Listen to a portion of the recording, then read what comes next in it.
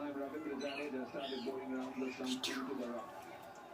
Trying to make things happen, and then playing a shot which wasn't there.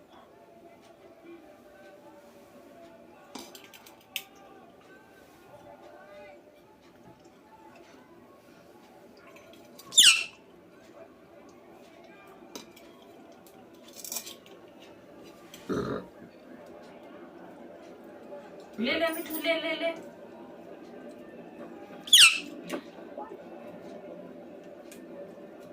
Peter Hanscom has been arguably the best right-hander for Australia in the series so far. Parrot spilled really well.